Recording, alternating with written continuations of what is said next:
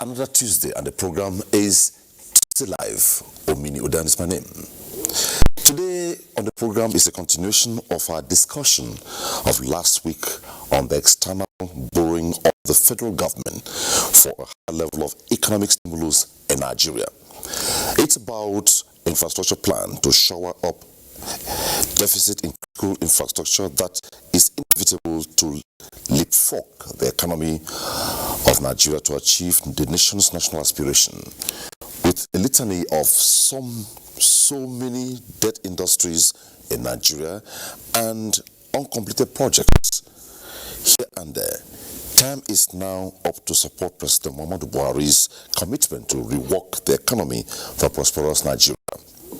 The President in the proposed plan has already prioritized focus areas with transportation, power and social investment taking lead among others. With wise investment and return on the investment, Nigeria will be bridging the infrastructure gap needed to fast-track the economy. Tonight on the program, we will be looking at priority areas across sectors, including the revitalization of moribund projects, industries in Nigeria that is part of the engine of growth. How will the loan affect all this, the role of the private sector and capacity development in the country? And as usual, we have reports across the country. First, this background are put together by Benny Adams. President Muhammadu Buhari had on Thursday requested the National Assembly to approve $22.72 billion of foreign borrowings tied to infrastructure and other projects.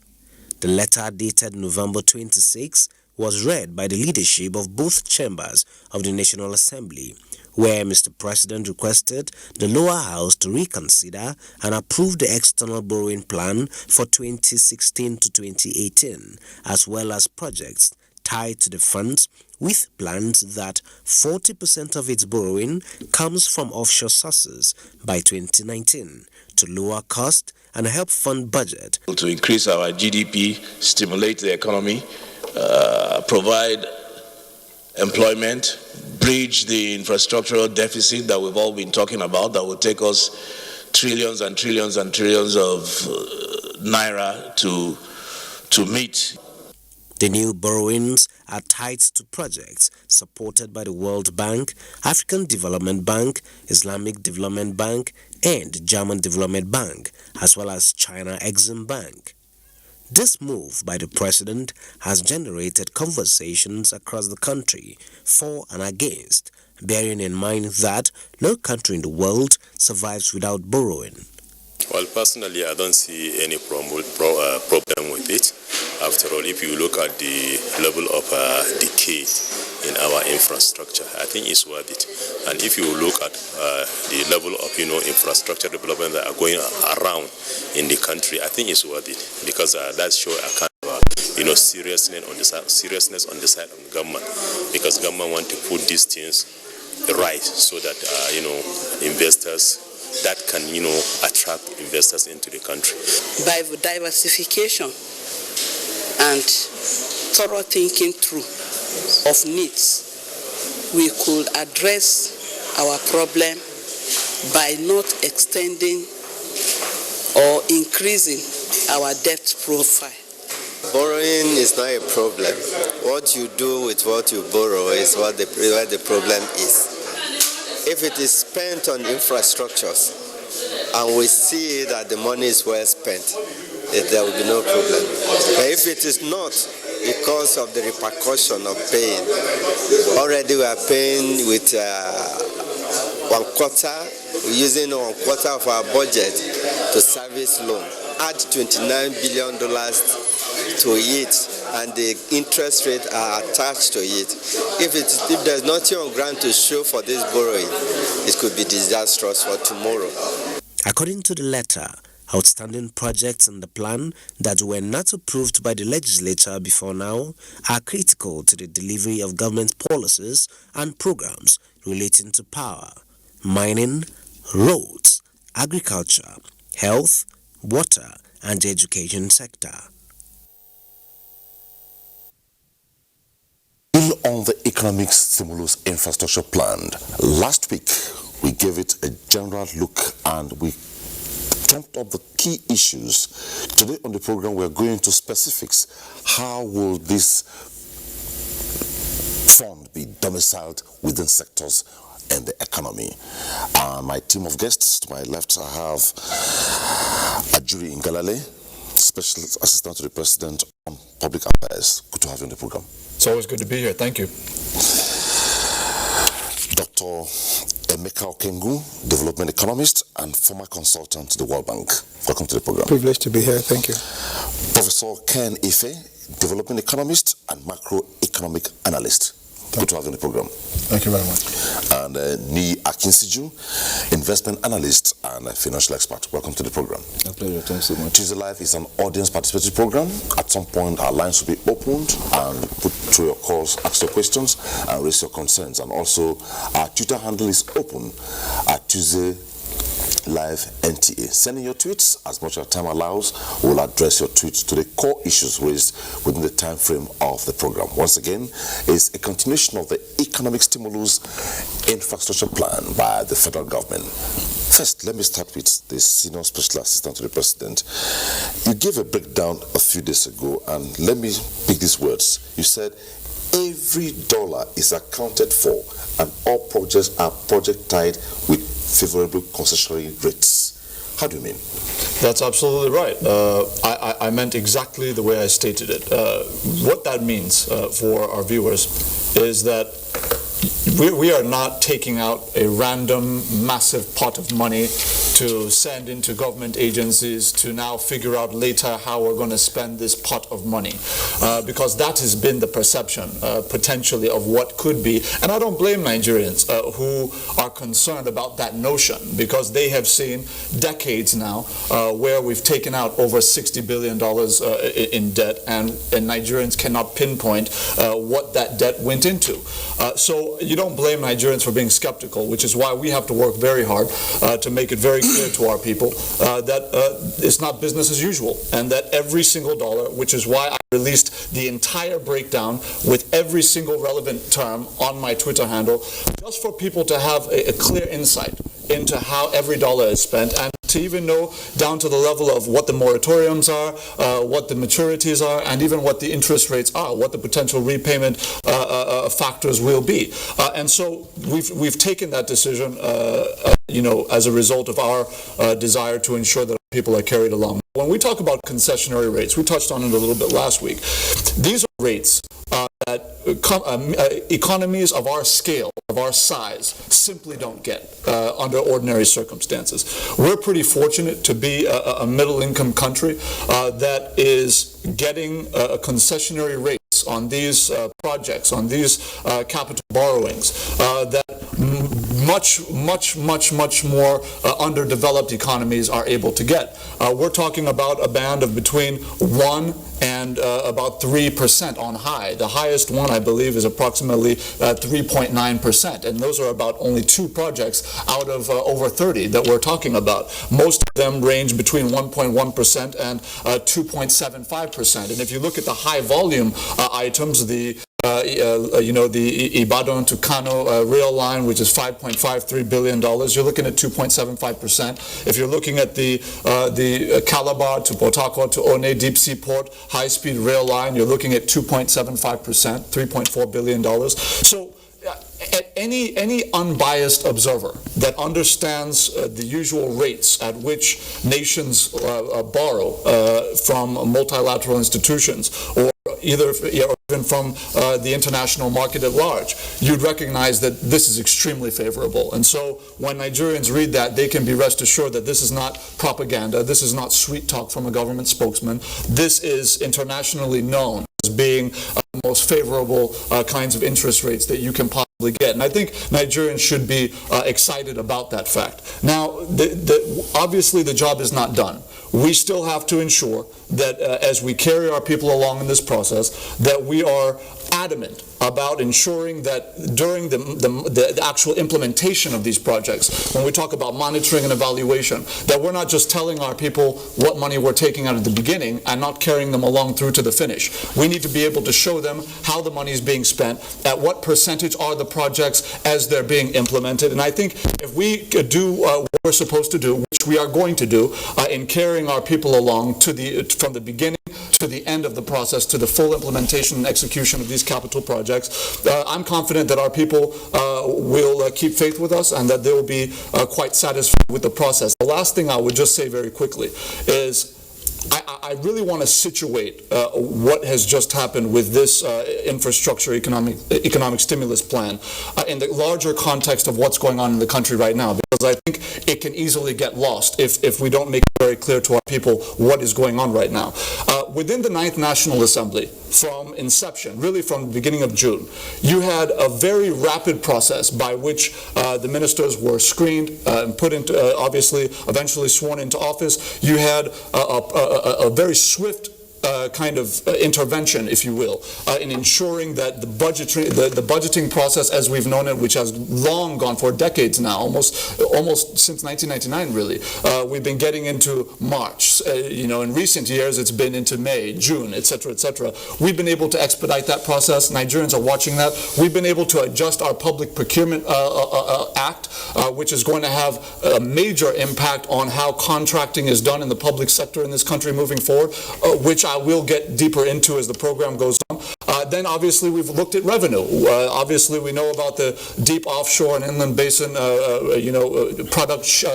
Production Sharing Contract Amendment Act and the results of that, and obviously the financial bill, which has increased the VAT in a way that has expanded exemptions for the most vulnerable segments of our population, and obviously protecting MSMEs as well by raising the threshold of those that will be impacted to about 25 million naira in profit margin annually. So we've done so much in such a short period of time, and when we talk about the institutional reforms we're making, I need to mention what just happened within the last 48 hours.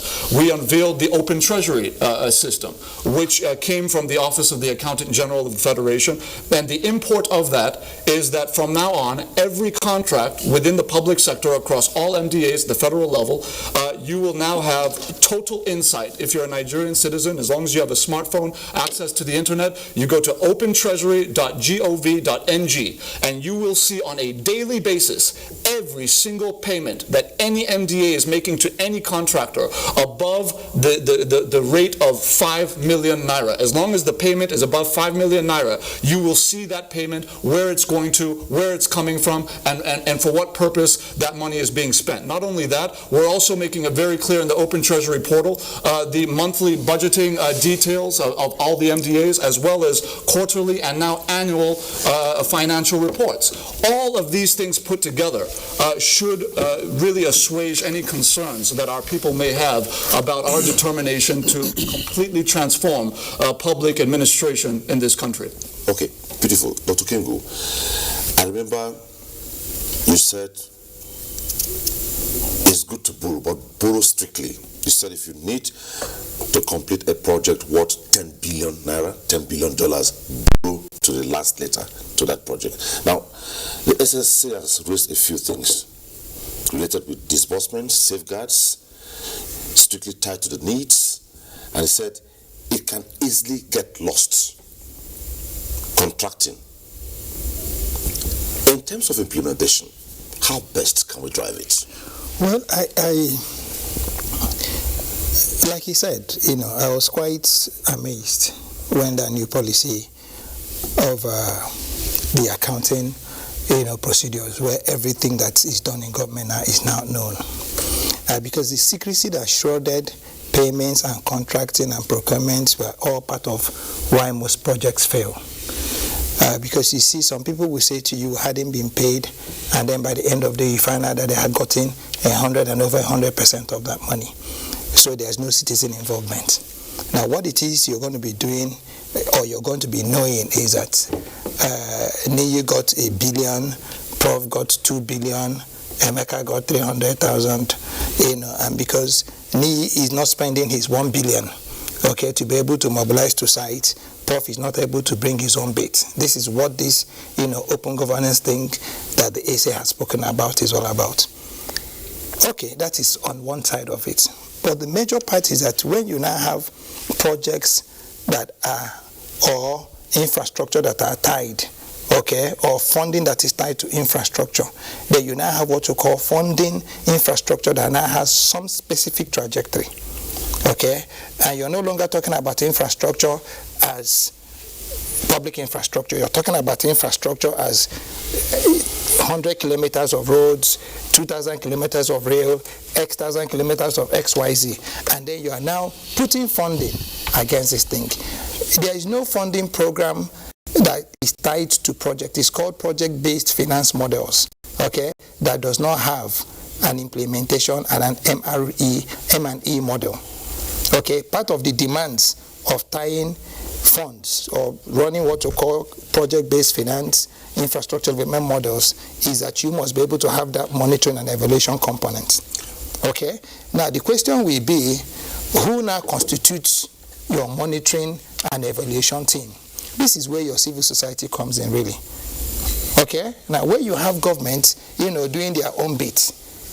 In other climes, there are, like in Zambia, when I used to teach there, okay, there are people who will follow. A young man has started something like that. They call follow the money. Okay, Hamzat. And at one time, Hamzat would come out and say to you that they followed it from the minister's office to the guy. And with this thing that the SSA has said, now it becomes a lot easier for everybody to be a Hamzat, to be able to follow this money. So it is not all about now waiting for the SSA to come and say, okay, this is what we've done. You can actually be part of that process. More so when we know that it is all about infrastructure. Okay, the reasons why you seem to have some lull, in our development is that we are growing and we are not, also now aligning with the prerequisite infrastructure that can be able to now, accommodate our, growth levels. More so in cities where you now have a lot of influx of people like Abuja.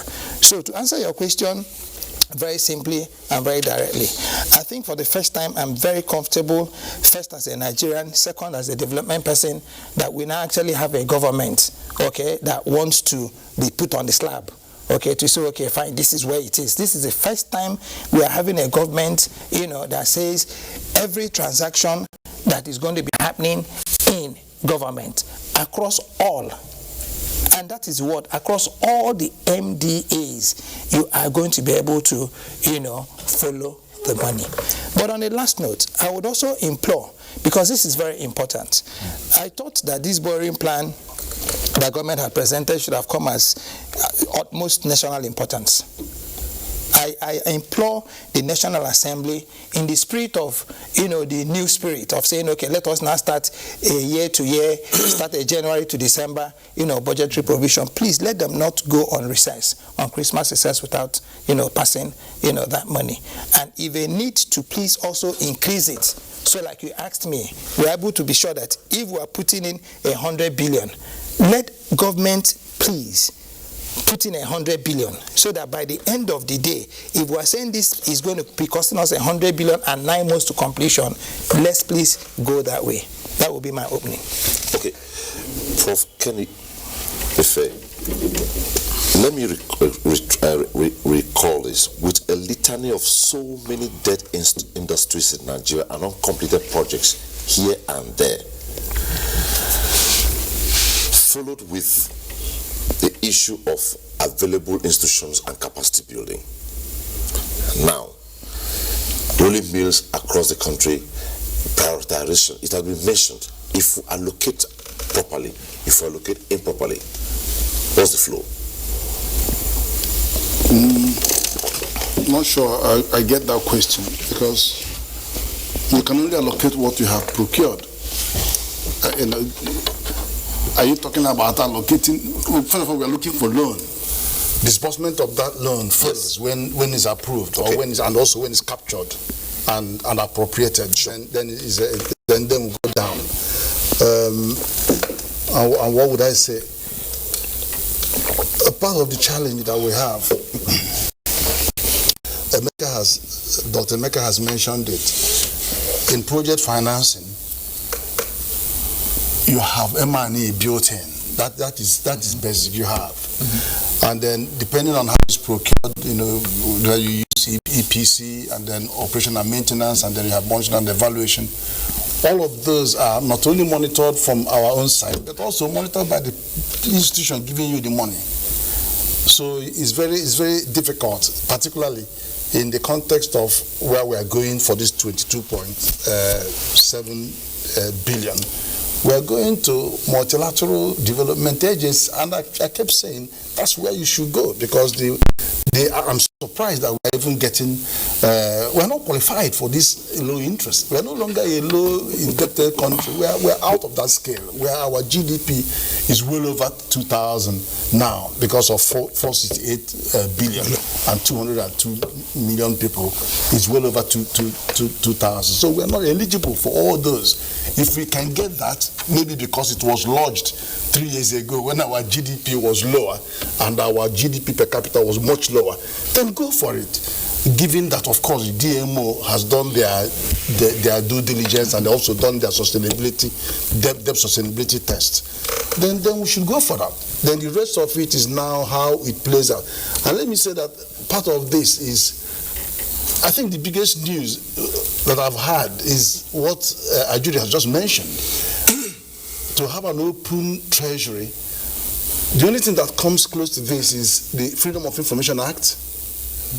Then remember in the previous administration when they have started publishing the amount states and local governments were receiving, these are pillars of transparency and accountability. And when you have that, you just leave the rest to God. This is the best measure of governance, and I'd like to see that this actually happens in practice, because it is. Maybe let me ask this question differently.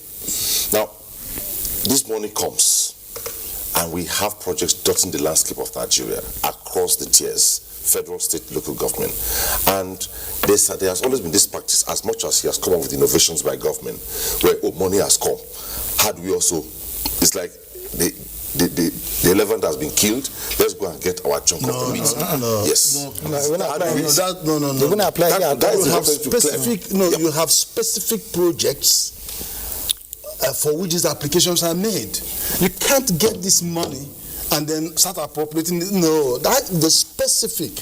And the proposals are done for this particular one, all the outcomes, impact, allocation of the implement food. No, it's not money.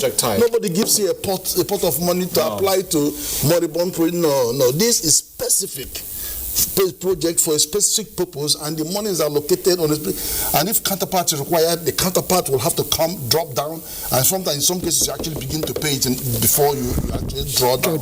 There's no room. There's no room for what you described to me. There's no room at all. No chance.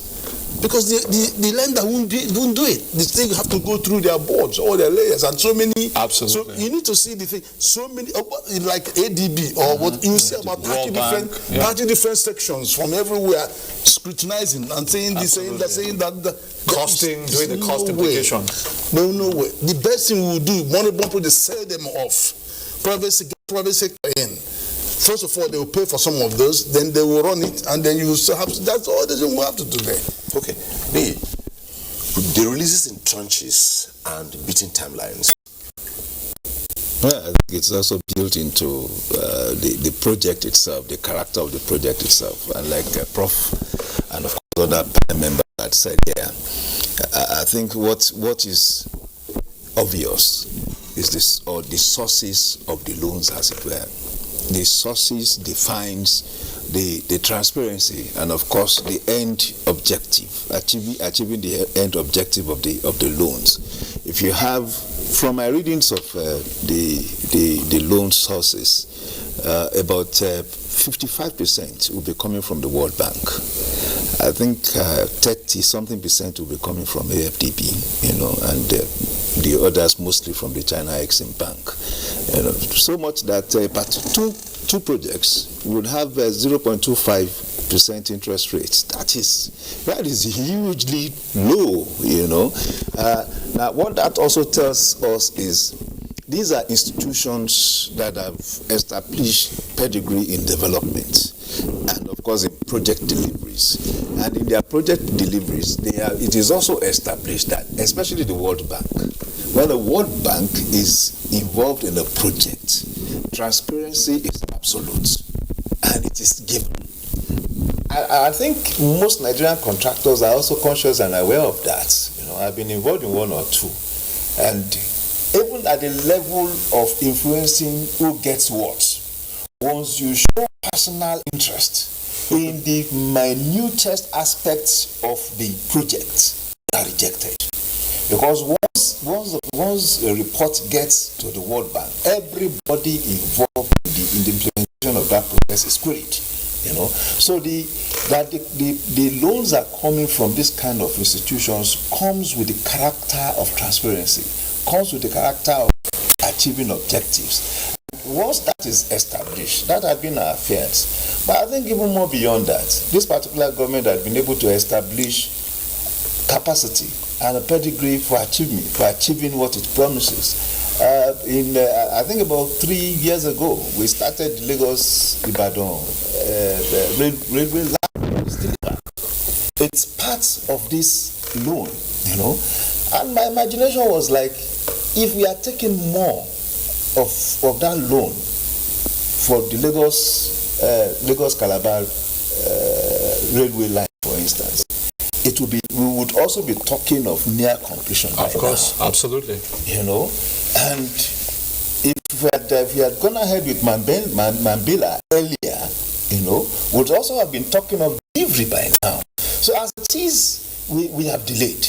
As far as I'm concerned, we have delayed. Well, perhaps we are more conscious and conscientious now because we are building more trust, either in government and even in the people. We cannot start comparing what government used to be back in the days with what government is now. For the first time, I was around the east, I was around Asaba, and I could see the pillars coming out of River Niger. For the people we were together, that was exciting. It is also government in action. This is a project that has been spoken about for more than 25 years. In fact, some children had been born and had gone out of university while the talk on that project had gone on. It is just now that there's a realization to it. And the whole thing for me is about confidence building.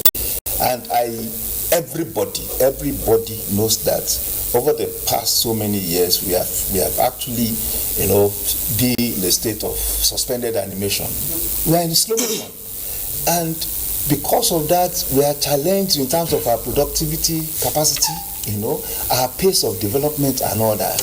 And if we do not, I call this an epidemic injection, kind of. We need a big bang effect to move us forward, from where we are now. So I am looking, as Doc appealed, the National Assembly should not be blackmailed. Of course, there are so many uninformed information, going around, and sometimes they are truly wicked lies, targeted at manipulating thoughts and opinions and all that. But I think the truth of the matter is, we can compare what we have been allocating to capital projects in our budget since 2016 thereabout. We also know for a matter of fact that we have challenges of revenue generation, and beyond that, if we all agree that we have up to $350 billion infrastructure gap, that we need to be spending at least $35 billion every year. This is a challenge we need to bring forth, we need to accept, and of course go on and realize, as it were. So for me, I think this is a Nigerian thing. All Nigeria should rally around. The government had provided now a platform where Nigerians can monitor kobo for kobo how money will be spent. Not only for this, but for other projects too. If you are a contractor and you collected 5 million naira in a day, it will show there. And there's also timeline. I just want to add to that. There's also timeline. By the 3rd day of every month, everything must be published. Okay. By the 2nd week of every quarter, everything must be published. And it goes on like that up to the year. Okay, I'll come to Ngara for a particular line of thought, but let me take on Professor Kenife and Okengo. I leave this to the two of you. Now, we have talked about building more trust. This is the change that has come. What used to be is not what is now. 25 years. But one of the fears, if you look at those who are raising issues regarding information flow and management, which I'll come to, has been sometimes the loans outlive administrations. And there's this idol Buhari spirit. Now, if it outlives him, what are the tendencies? What are the safeguards in place to ensure that nothing goes off track within the ambit of this loan? First of all,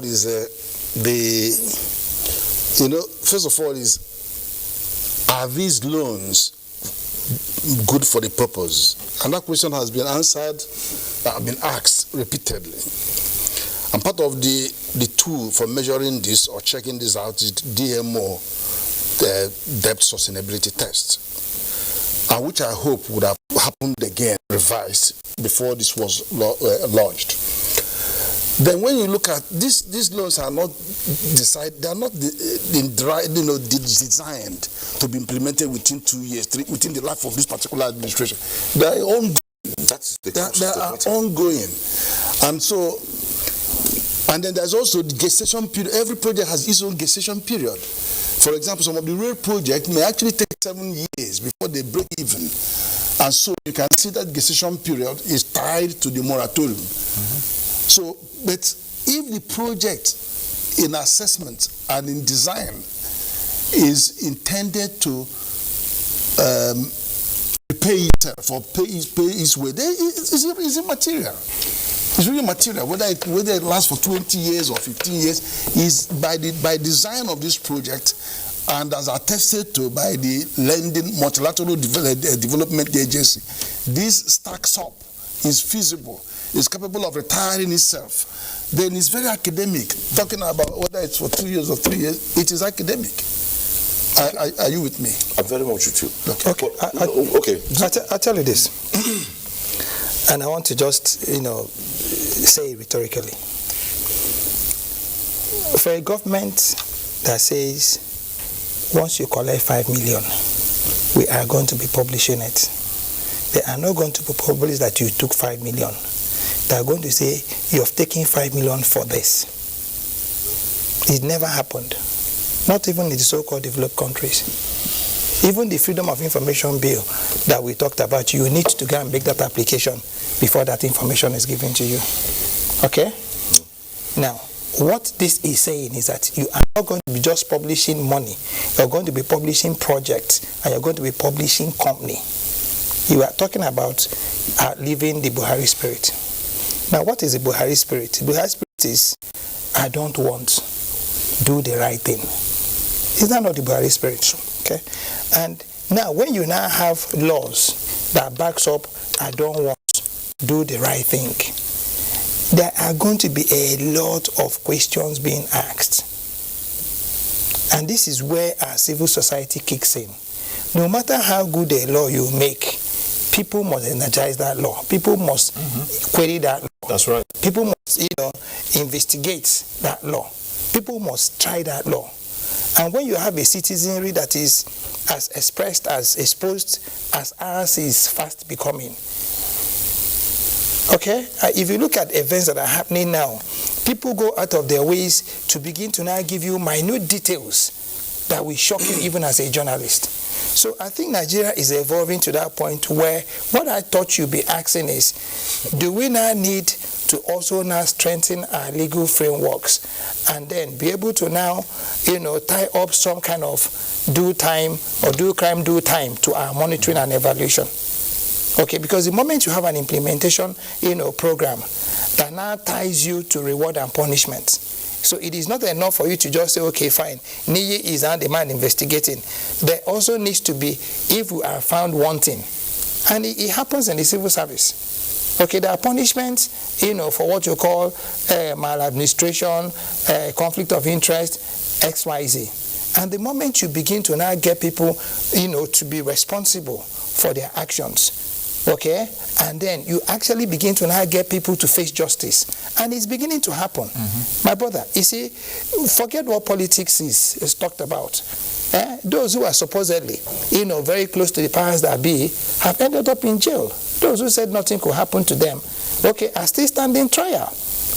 Okay, so each time I come out, I say to people, it's not all about where you're heading. It's all about what you're taking there. I mean, in the past 2-3 days, we've been reading our people, who are supposed to be in government. Their cases haven't been dropped. There are no intentions to drop it. They are still going to be facing justice. So what I think we should do is to be able to speed up our justice system. The moment we have our civil society not waiting for us to be discussing who got what, and actually now cascading, these things. Just a minute. In the past 2-3 weeks, I think something happened on social media. I don't know what happened, and they started sending the number of every senator on social media. Yeah, I saw that. They have mobile numbers. So this is the extent Nigeria has gotten to. So our charge will be, listen, man by his nature must be man. The only thing that makes man human is control. Okay? And this is where you now have your legal frameworks. Yes. And except you seek it and push it, okay, you don't ignite it. And let me just add to this, because it's such a seismic change. What has happened is a seismic change. I never expected it was going to happen. The thing is, what you have done now is to transfer the power to the domain of public opinion. That's to the constituents. That's what it is. In a sentence. And then you're going to get fireworks coming back, That's it. because they will now write to their MPs and give evidence. Yes. Because all the contracts are going to be published. They will be in public domain. All these World Bank contracts, all of them will be. So they will see that this man has received 200 million, and according to the implementation plan they have seen in the World Bank thing, he ought to have completed 200 kilometers, but he hasn't even done 5 kilometers. And then the complaints will go, and then you see baptism of fire. Okay. Yes, you respond, but let me coin it this way so that you respond at once. Yeah. I remember during the electioneering period, you hear on radio tell you, no matter the amount of posts you do on tweets or Facebook, you need to go to the ground to work. That's what you've just translated. Correct. Now, one revelation we had by the first tranche of this program was, I think, a tweet from London by a Nigerian who said, what he has gotten to know about all this is quite revealing. He needs to know more. Now, information flow and information management within all this, if it is not sustained and made more radical, there's a tendency, the detractors, the naysayers want to say, look, this thing is not good, this is not good. How do we become very radical? And you can say we have information asymmetry. No. Government has provided the evidence. Okay. And let me Once you see money on the table, is the evidence. Okay. No more construct. Go to court or go to your MP. Let me follow up just by saying that there's a trend here that I think any unbiased observer can see, which is that President Muhammadu Buhari is, whether you are sympathetic to APC or PDP, it doesn't matter. It doesn't matter where you're from or what faith you have. The reality is if you watch what is happening now, you have to come to the conclusion that President Muhammadu Buhari is taking us where we have never been before. When you take the blinders off of a man's eyes, the cataracts off of a man's eyes, he cannot pretend not to see. He has to see. It's off now. What I mean by that in the context of what we're talking about is that if we talk about sustainability of these unprecedented transparency initiatives that have been praised by pretty much all quarters, what you have is, if a corrupt individual, God forbid, ever becomes president again, you are going to have any attempt to reverse these measures will be resisted with every drop of sweat and blood of the citizens of this country. Because they have seen something they have not seen before. They have been brought into a process to an extent that they have never been brought in before. And they will not tolerate anybody that will now come and try to exclude them or make them feel like they're not the substance of this country. That is the crux of what we're talking about. And I want to just go deeper into the issue of the Public Procurement Act, because I think in many ways it got lost in the conversations around the 2020 appropriation bill and the finance bill. What we have had in the past is a situation where, and I'm just throwing out names here, not being precise, a Ministry of Power, right, wants to buy 100 television sets, right? They decide within that bureaucracy that because there's a particular consultant they want to work with, they're going to give that contract to somebody to supply those 100 television sets at the rate of 1 million naira per TV set, right? Now, another ministry, let's just say Ministry of Works, wants to buy 100 TV sets. And because maybe the minister in that ministry, I'm just speaking now, I'm talking of decades now, happens to be a more austere, serious, sincere person, right? He now says, okay, instead of 1 million naira per set, let us be legitimate about what we're doing here. Let us buy those TV sets at the rate of 100,000 naira, the way they are in the market. So you have this massive gap between institutions buying the same item, sometimes down to the same brand, for up to 10 and up to 100 times the rate, and we're losing all of that money for nothing into the pockets of some consultant. What this Ninth Assembly has done under the leadership of Senate President Ahmad Lawan has said those days are over. We are going to legislate it into history. What we're going to do is to now put in legislative benchmarks that make very clear that if you're buying a computer, you're buying a TV set, you're buying even something as small as a notebook and biro, that price must line up with every other MDA in the country. No more are we going to be ripped off. That is part of what we're talking about when we talk about blocking leakages, making sure that the revenue we generate is being remitted to the Federation account instead of being chopped inside of these MDAs. These are the ways that we're going to bring down the cost of administration in this country. And these things are being done. Now, it's for us to be able to clearly communicate to our people what is happening. But it's not enough just to talk. We have to give them the tools they need to follow up, and we have to actively encourage them to say, look, I say this on almost every radio appearance, every television appearance. Don't take my word for it because I'm the spokesman to the president. I want you to go and just a quick search in Google. Verify what I'm telling you. If you're watching AIT, verify what they're telling you. If you're watching channels, verify what they're telling you. Wherever you hear information, go and verify it because somebody will be deceiving you. And the only way you will know whether they're telling you the truth or whether they're deceiving you is by fact-checking. It's a culture we have to adopt if we're going to be a sincere society.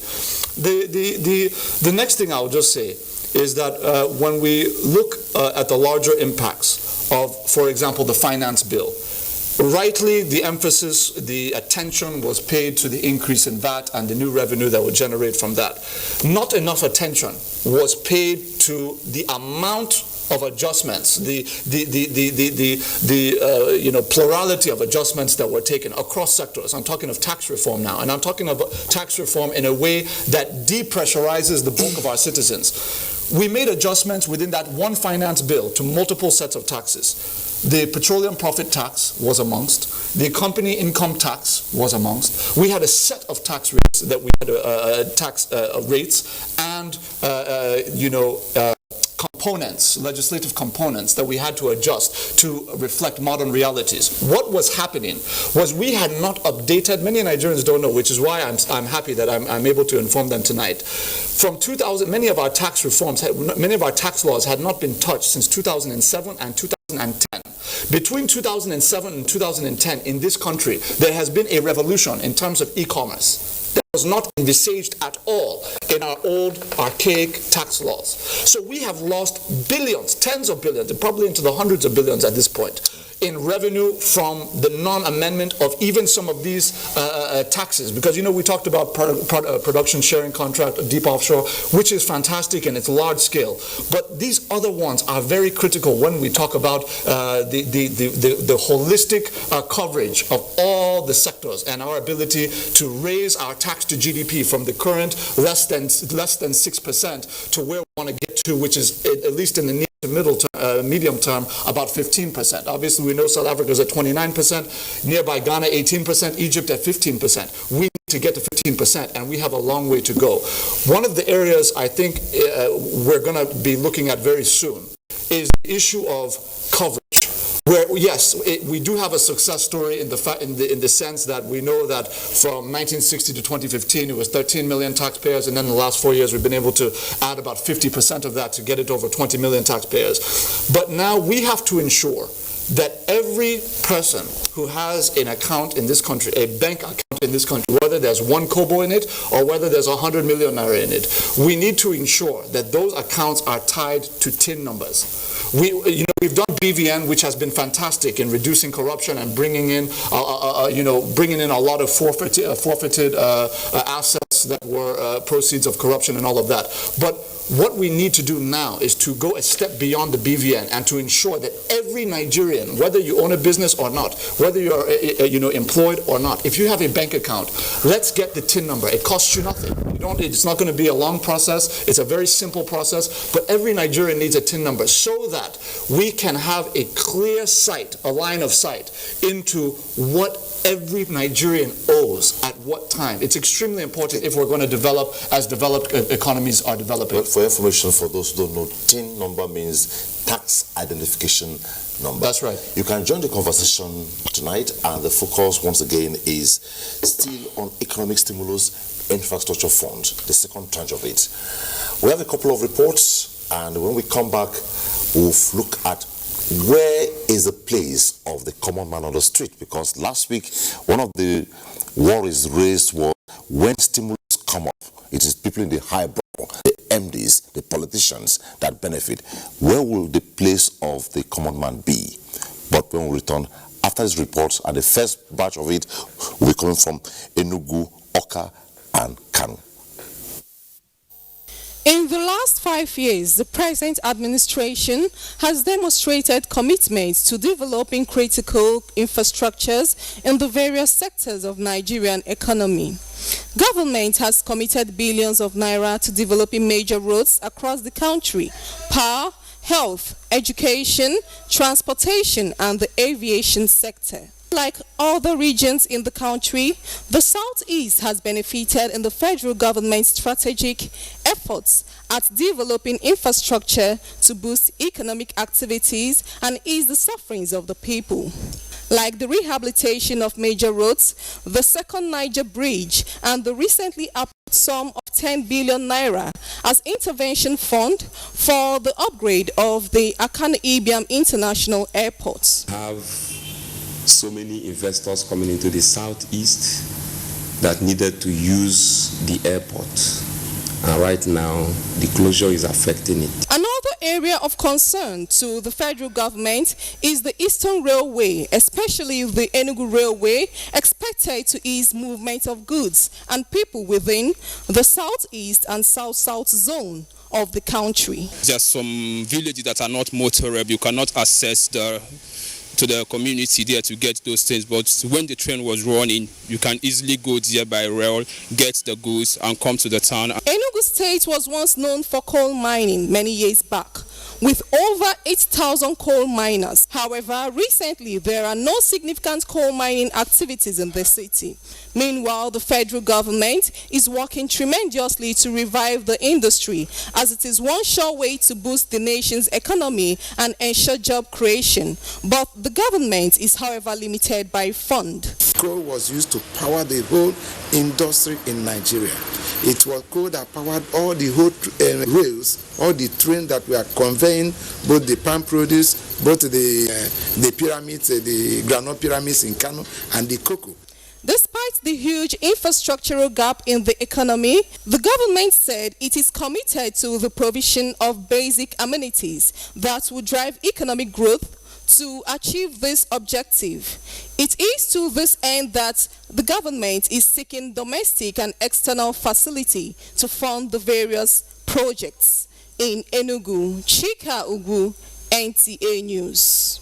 Since assumption of office in 2015, President Muhammadu Buhari has proven skeptics wrong with the provision of infrastructure across board in all the geopolitical zones. Southeast Nigeria, no doubt, has benefited from his infrastructure developmental strides. Amongst them is the construction of Second Niger Bridge, a project that was once a political bait for the Southeast to vote for any candidate during election is now a reality. The project is intended to reduce pressure on the old existing bridge and ensure unfettered movement of vehicles in the area. Work is on top speed as the contractor strives to meet deadline.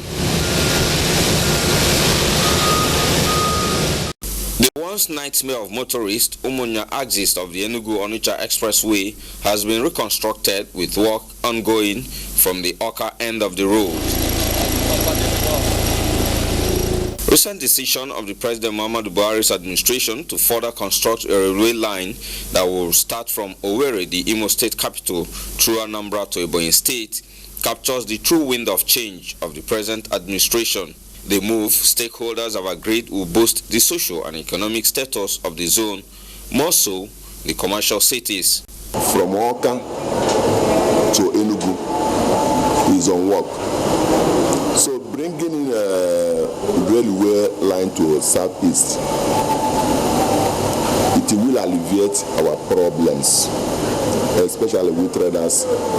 It's going to be useful to the southeasterners. It's going to help us to transport our goods and other things.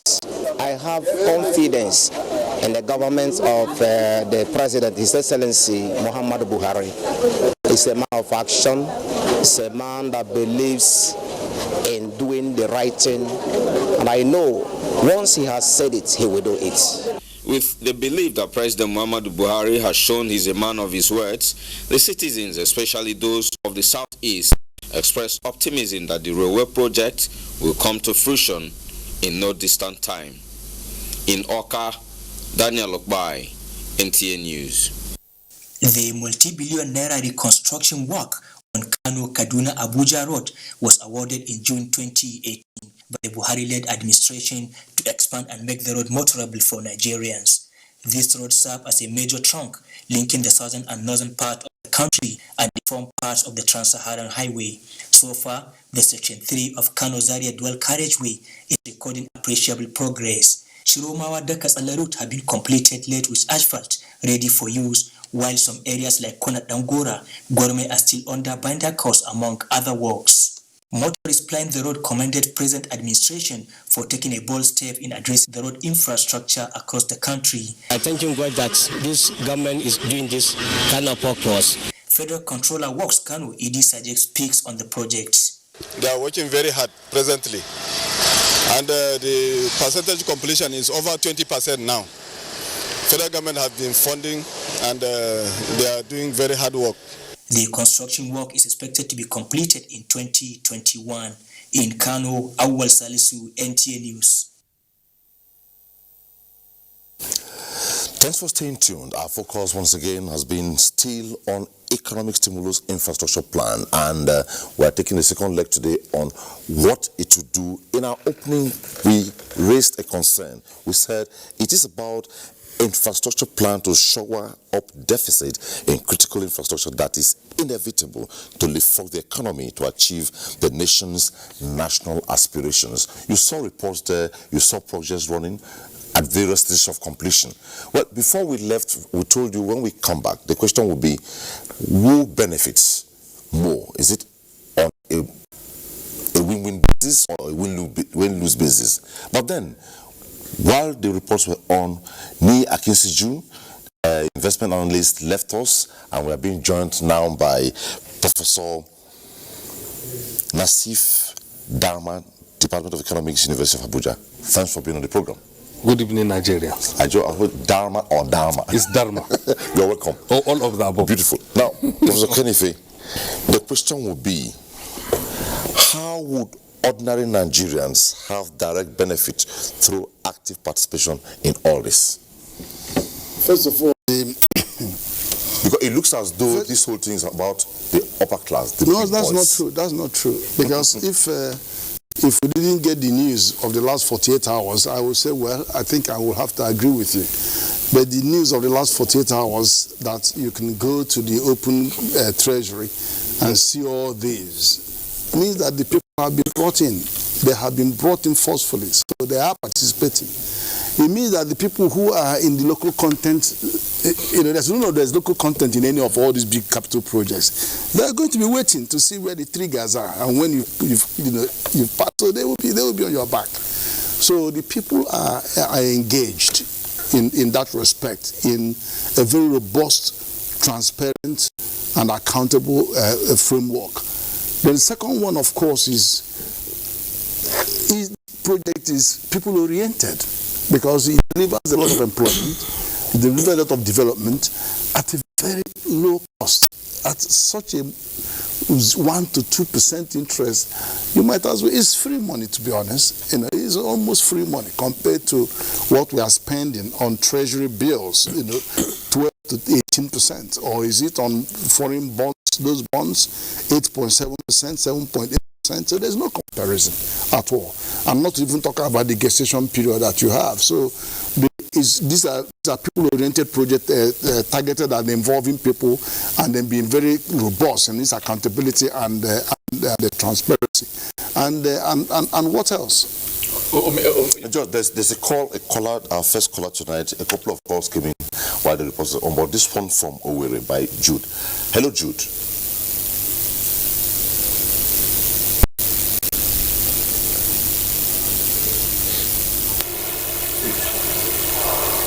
Hello, Jude. I'm afraid it seems that caller is not pulling through. There's something extremely important, I think, that really needs to be specified here. When we talk about the involvement of our people in this economic stimulus plan, I think it's really important for them to, be told and to also understand exactly what that is going to mean. First of all, we know that education is the bedrock of any developed society. That is the crux of not just civilization, internal stability, research and development, innovation, which we all know is the global economy of the 21st century, and all of that. This plan has $500 million that is going to be particularly used for a program we are calling, a very innovative program we're calling Performance it's a performance initiative, performance-based education funding initiative. Now, the way it works, performance for results is what we call it, P4R, performance for results. The way it works is, over time, we all know about UBEC, the Universal Basic Education Commission, and how that works, right? So the federal government will bring, if a state government brings $2 billion, the federal government brings $2 billion counterpart funding, they now have $4 billion to invest across primary education. Now, that is basically triggered by just providing money. There's no tie-in about quality, about ensuring that the money is very well used, for example.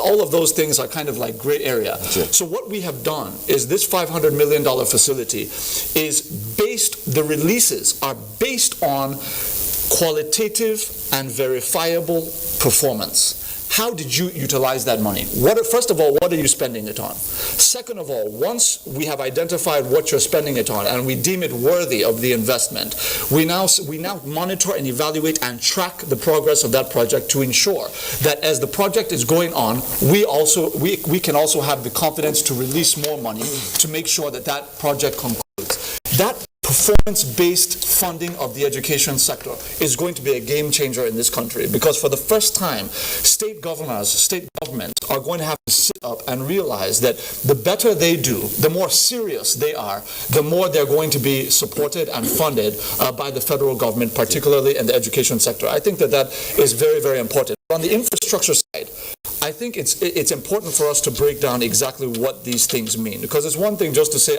there's a new rail line from Calabar to through Aba to Port Harcourt to One Deep Sea Port. That's all nice, but when we say that, what many of our people may think of is, Nigerian civilians sitting in an air-conditioned passenger car with headphones on, enjoying themselves. That's not really what this is about. Yes, that's a nice byproduct. But what this is really about is about unlocking the nation's economy. Mr. President has seen very clearly that we have to diversify our port infrastructure away from our papa. It is overused. And even at that, I need to finish this point. It's very important. We have the rail line. By June, we're going to have the rail line from Lagos to Ibadan, obviously building an inland dry port in Ibadan to off-take containers from Apapa. Once we have that done, that decongests Apapa to some extent, but we still need to diversify away. Once we get One Deep Sea Port linked up with Port Harcourt, linked up with Aba, linked up with Calabar, what you're now going to have is not only a diversification into the easternmost part of the country, but you're also going to have a link in now to where you're going to have the new $3.9 billion contract we just signed to build a new seaport in Wari with a brand new high-speed rail that's going to run out of Wari into Itakpe, where you have the National Iron Ore Mining Company producing the iron ore, through up to Ajaokuta, where you're going to have the steel plant that receives the iron ore to produce the steel, up to Lokoja, where you're going to have the confluence point where we're setting up our staple crops processing zones, which is basically going to be our zones where we're going to take raw agricultural products and process them into finished products. So a place where we're going to take soybeans, for example, and turn it into vegetable oil so that we can export finished products instead of importing finished refined products from Europe and Asia and all of that. So that is going to link in from Lokoja into Abuja, which is going to link to Kaduna, then to Kano, and then of course the western side that we have the $5.5 billion rail from Ibadan to Kano. The way that works is it's going to start at Ibadan, right? Since we finished the first leg, it's going to move into Oshogbo with a spur that takes you into Edo Ekiti. Then from Oshogbo, it's going to take you into Ilorin. From Ilorin, it's going to take you into Mina. From Mina, it's going to take you into Kaduna. So all of these things are linking up to ensure that we have 3 different ports with high-speed rail infrastructure coming in from the ports that we can carry out. And the last point I want to make on that is, unlike before, some people have asked the question, look at Abuja Kaduna. I've had this complaint, and I want to address it with our people this evening. Some people have said, we're investing billions of dollars in our rail infrastructure. Why is that we're still, after these, Abuja Kaduna opened up, I think, 2016. Why is it that it's still not able to fully carry on all of the people that want to go, for example, right? The issue that we had with Abuja Kaduna was that we did not have the rail cars and the rail carriage infrastructure to accommodate the rail line, to accommodate the passenger quantity. So what we have now done, ahead of the Wari, Itakpe, Ajaokuta, Abuja line, ahead of the One Port, Harcourt, Aba to Calabar line, is to now have a localized wagon assembly plant in Kajola, which Vice President Professor Yemi Oshibajo just broke ground on. And then we also have a separate facility that we agreed, Mr. President Muhammadu Buhari struck an agreement with the French government, the Russian government, for them to also build another wagon assembly plant in Nigeria, so that we're not waiting on the Chinese cap in hand for them to bring in the rail cars. We're going to be able to produce them locally to accommodate all of our needs, whether it's transporting containers and transporting our massive population. So all of these things link up to unlocking all parts of the country economically, to ensure that our people are the maximum beneficiaries of every project we're doing within this economic stimulus plan. Okay, quite a long one there and in depth. Well, Professor Dama, now let me welcome you once again. Thank you. Before we go on break, let's get your perspective basically. Now, it said, for lack of knowledge, a people perish. If people have information, it's quite difficult for you to go and manipulate them to look the other way. With all this in place, what is that robust plan that government should put in place to ensure that every Nigerian, no matter your level of literacy, you understand what government is doing real time on a daily basis? Okay. Thank you very much. You see, I have had a significant part of the discussion that has been going on. And yesterday, I was at Hilton Transcorp with the Honorable Minister of Finance, where she announced the launching of the accountability portal, which opened up a more transparent and robust process of giving Nigerians information on a real-time basis of what the government is doing. Now, there are two things or three that are important, and for us to make significant progress as a nation, we have to look at them in a careful and systematic manner. At the federal government level, significant